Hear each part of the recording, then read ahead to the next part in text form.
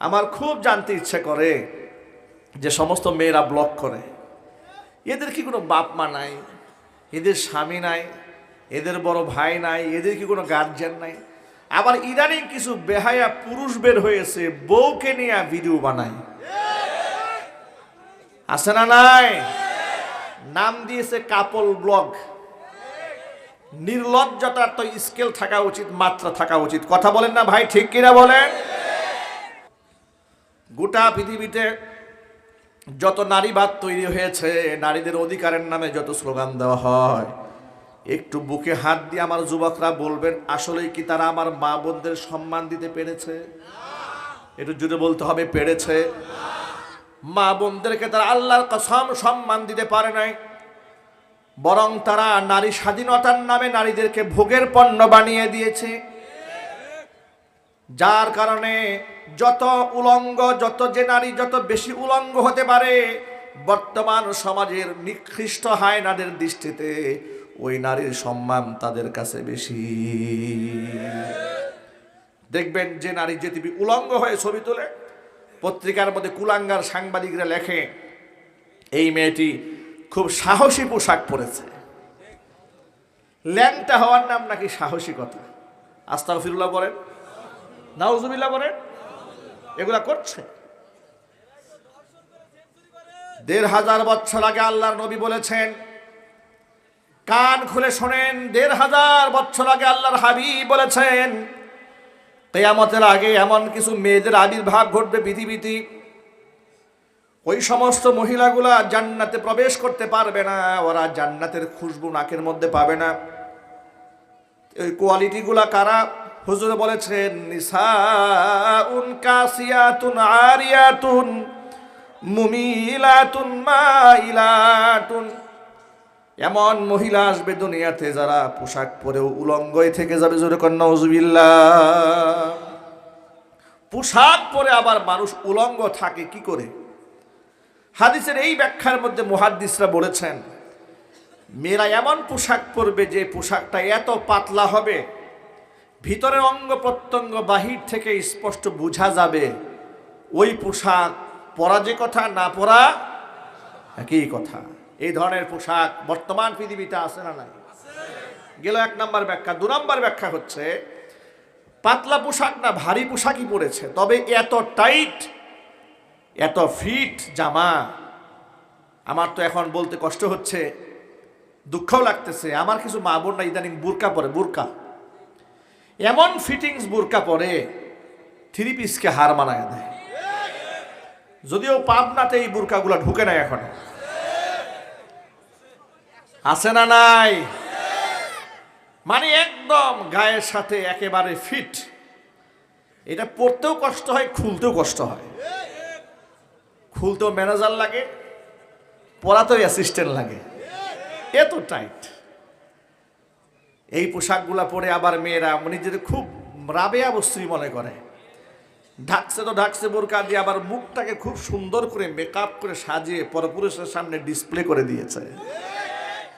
সারা শরীর ঢেকে রেখে পরপুরুষের জন্য মুখ খোলা রাখার দৃষ্টান্ত এরকম, কোনো ব্যক্তি ঘরের সবগুলো দরজা বন্ধ করে দিয়ে, জানালা বন্ধ করে দিয়েছে, শুধু দরজাটা খোলা রাখছে।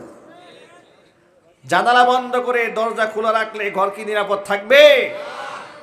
অনুরূপভাবে গোটা শরীর ঢেকে যদি মুখ খোলা রাখে, সেও নিরাপদে থাকতে পারবে না। আল্লাহ নবী সাল্লাল্লাহু আলাইহি সাল্লাম বলেছেন, এই সমস্ত মহিলা কিয়ামতের আগে দুনিয়াতে আসবে।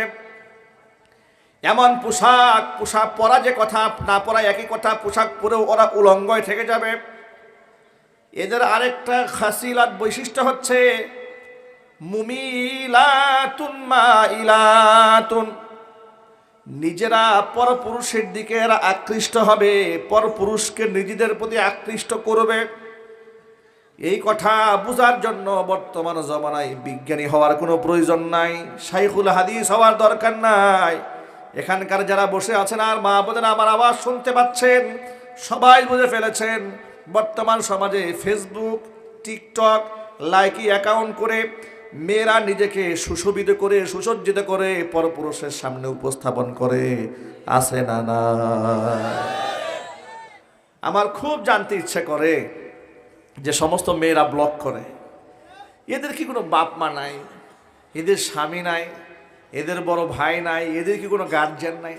আবার ইদানিং কিছু বেহায়া পুরুষ বের হয়েছে, বউকে নিয়ে ভিডিও বানায়,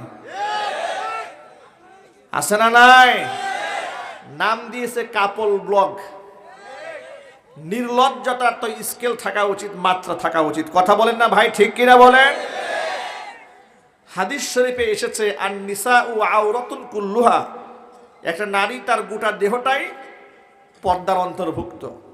স্বামী স্ত্রীর যে প্রেম, ভালোবাসা, মোহব্বত, এটাকে মানুষের সামনে প্রচার করার জিনিস, মানুষকে দেখানোর জিনিস।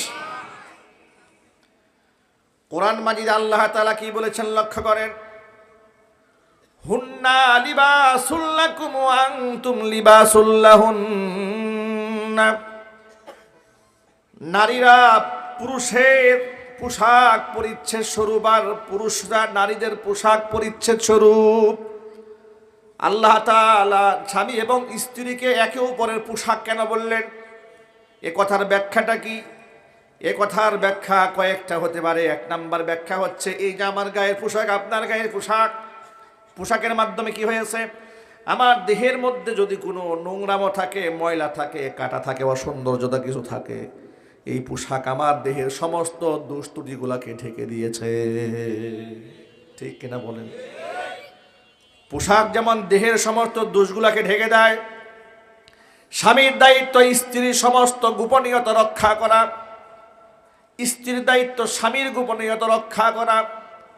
যেটা গোপনীয়তা রক্ষা করা দায়িত্ব, সেটা রক্ষা না করে ভিডিও করে স্বামী স্ত্রীর খুনসুটি, একান্তে মোহাব্বত, ভালোবাসার দৃশ্যগুলা পাবলিকলি যারা প্রচার করে, আল্লাহর কসম করে বলি, ওরা নিকৃষ্ট, জানোয়ার শুকরের চাইতেও নিকৃষ্ট। আপনি হয়তো মনে মনে বলবেন, হুজুর আপনি এত খারাপ ভাবে বললেন, নিকৃষ্ট, শুকরের চাইতে নিকৃষ্ট কেন বললেন? কসম আল্লাহর, এটা আমি বানায়া বলি নাই। হাদিস শরীফে আল্লাহর নবী বলেছেন, 3 শ্রেণীর মানুষের জন্য আল্লাহ তার জান্নাতকে হারাম করে দিয়েছেন। কয় শ্রেণীর? জোরে বলেন। 3টা আঙ্গুল উঁচা করেন যাতে ভুলে না যান। 3টা শ্রেণীর মানুষের জন্য আল্লাহ তার জান্নাতকে হারাম করে দিয়েছেন। 1 নাম্বার, মুদমিনুল খামর, যারা মদ্যপান করে, শরাব পান করে, মাদক সেবন করে, আছে না নাই? বিড়িখোর দেশে আছে না নাই? পাবনাতে একটাও নাই। মদখোর আছে না নাই? আহা, ইদানিং এই ফেসবুক থাকার কারণে দেখলাম ছোট্ট ছোট্ট বাচ্চারা বিড়ি খাচ্ছে। ঢাকা শহরে 12-13 বছরের ছেলেরা কিশোর গ্যাং তৈরি করছে। নাউজুবিল্লাহ পড়েন। 14 বছরের এক কিশোরকে বন্ধু বান্ধবরা মিলে খুন করে ফেলেছে। কিশোর গ্যাং তৈরি হচ্ছে, মাদক সেবন করছে প্রকাশ্যে। স্কুলের বাচ্চাদের ব্যাগের মধ্যে ইয়াবা ট্যাবলেট পাওয়া যাচ্ছে। ঘৃণার সাথে কর নাউজুবিল্লাহ। আমি গোপালগঞ্জের এক মাহফিলে গেলাম, গোপালগঞ্জের মাগুরাতে মাহফিলে যাওয়ার পরে স্টেজে ওঠার আগ মুহূর্তে আমার কাছে এক ভদ্রলোক আসলেন, হয়েছে বলে, হুজুর আপনার কাছে খুব হাতে পায়ে ধরে অনুরোধ করি, এই মাহফিলে আমার ছেলে এসেছে। আমার ছেলে মাত্র ক্লাস 9-এ পড়ে। আমার সেই 9-এ পড়া ছেলেটা মদ্যপান করছে প্রকাশ্যে। আমি একান্তে ডেকে আমার ছেলেকে পায়ে ধরেছি বাবা হয়ে, যে আমি তোর বাবা, আমি তোর পায়ে ধরে বলছি তুই মদ খাবি না। এর মধ্যে আমাদের বংশের সম্মান জড়িত, এর সাথে আমাদের সামাজিকতার অবস্থান জড়িত। তুই মদ্যপান করলে তুই আমাদের একটা মাত্র ছেলে, আমাদের এই আমাদের জীবনের কি মূল্য আছে? আমি আমার ছেলেকে ফেরাতে পারি না। হুজুর আপনি যেহেতু ওয়াজে আসছেন, ছেলেকে একটু বোঝান। আমি ছেলেকে ডেকেছি, একান্তে ডেকে তাকে নসিহতমূলক অনেকগুলা কথা শুনিয়েছি, অনেকগুলা কথা বলেছি। আমি আপনাদের সামনে সে কথা তুলে ধরার আমার উদ্দেশ্য হলো, ছেলে পরে মাত্র ক্লাস 9-এ, বয়স আর কত হবে আপনাদের চিন্তা করেন তো। ক্লাস 9-এ পরে একটা ছেলে বাবা ছেলের পায়ে ধরেছে, আমার ছেলে মদ খায়। আফসোস, আমি বহু মাহফিলে বলেছি, আজও বলছি, বাংলাদেশের বুদ্ধিজীবী যাদেরকে মনে করা হয়, বাংলাদেশের নাস্তিকদেরকে বুদ্ধিজীবী মনে না করে যদি বাংলাদেশের হক্কানি আলেম ওলামা পীর বুজুর্গদেরকে বুদ্ধিজীবীর সম্মান দিয়ে তাদের কাছ থেকে পরামর্শ নেওয়া হতো, আল্লাহর কসম গোটা বাংলাদেশের সবগুলি প্রতিষ্ঠান মাদক মুক্ত হয়ে যেত। কিন্তু আলেমদেরকে কি সেই সম্মান দেওয়া হয়? আলেমদের সেই সম্মান দেওয়া হবে দূরের কথা, আলেমদেরকে বলা হয় মৌলবাদ। কথা বলেন ঠিক কিনা? আলেমদেরকে বলে জঙ্গিবাদ, আলেমদেরকে বলা হয় রাজাকার, আল বদর, আল শামস, উগ্রবাদ, টেরোরিস্ট, টেরোরিজম, কত শব্দ আমাদের জন্য আবিষ্কার করেছিল। যারা এগুলো আবিষ্কার করেছিল, আমি ছোট্ট করে বলছি, আপনাদের আঘাত দেওয়া আমার উদ্দেশ্য নয়। প্রায় 5 মাস হয়ে গেল স্বৈরাচার পালিয়েছে, যারা মাসে মাসে বাংলাদেশ থেকে জঙ্গি ধরতো। এবার আপনারা বলেন এই 5 মাস হয়ে গেছে একটা জঙ্গি ধরা পড়েছে? আরো চিৎকার দিয়ে বলেন, সেই জঙ্গিগুলা গেল কোথায়? সেই জঙ্গিগুলা কোথায় গেল? এর দ্বারা বোঝা যায় এই প্রথম আলো গোটা বাংলাদেশের দাড়ি এবং টুপিওয়ালাদেরকে জঙ্গি বানিয়ে বিশ্ববাসীর কাছে মুসলমানদের মান সম্মান নষ্ট করেছে। প্রিয় যুবক ভাইরা, এক বাক্যে জবাব দিয়ে বলেন, যারা মুসলমানদের বদনাম করতে চায় সেই সমস্ত শত্রুদেরকে, তাদেরকে মোকাবেলা করতে আপনারা প্রস্তুত আছেন কিনা আমি দুহাত দেখতে চাচ্ছি।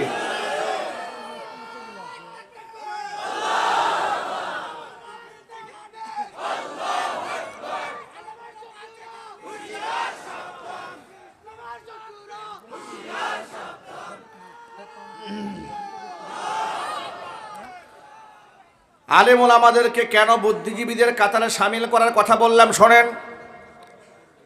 মাদ্রাসায় যে সমস্ত ছেলে মেয়েরা পড়াশোনা করছে, আপনারা এক বাক্যে জবাব দিয়ে বলবেন, সত্য হলে সত্য বলবেন, আমি অসত্য বলে প্রতিবাদ জানাবেন। মাদ্রাসা পড়ুয়া লক্ষ লক্ষ ছাত্র ছাত্রী দেশে আছে না নাই? মদ, জুয়া, গাঁজা, আফিম, হেরোইন তো দূরের কথা, একটা ছেলের হাতে একটা সিগারেট দেখতে পারবেন? সুবহানাল্লাহ বলবেন না ভাই? আমার প্রশ্ন হচ্ছে, একই বয়সের ছেলে মেয়েদেরকে আলেম ওলামারা এভাবে কন্ট্রোল কেমনে করলেন? রাত যখন 3টা বাজে বড় বড় জামিয়াতে যাবেন, মাদ্রাসায় যাবেন, গিয়ে দেখবেন গোটা পৃথিবী যখন ঘুমের ঘরে আচ্ছন্ন, নীরব, নিস্তব্ধ, তখন 12 বছর বয়স, 14 বছর বয়সের ছেলেরা, 20 বছরের ছেলেরা তাহাজ্জুদে দাঁড়ায় চোখের পানি ফেলতেছে। কি গল্প মনে হচ্ছে আপনাদের কাছে? কাল্পনিক গল্প মনে হচ্ছে? আল্লাহর কসম, আল্লাহর কসম, আল্লাহর কসম, আমি শিশুকাল থেকে একেবারে ছোট্টবেলা থেকে মাদ্রাসায় পড়েছি, স্কুলে পড়েছি আগে। আল্লাহর রহমতে 11 বছর বয়সে 30 পারা কোরআন মুখস্থ করেছি।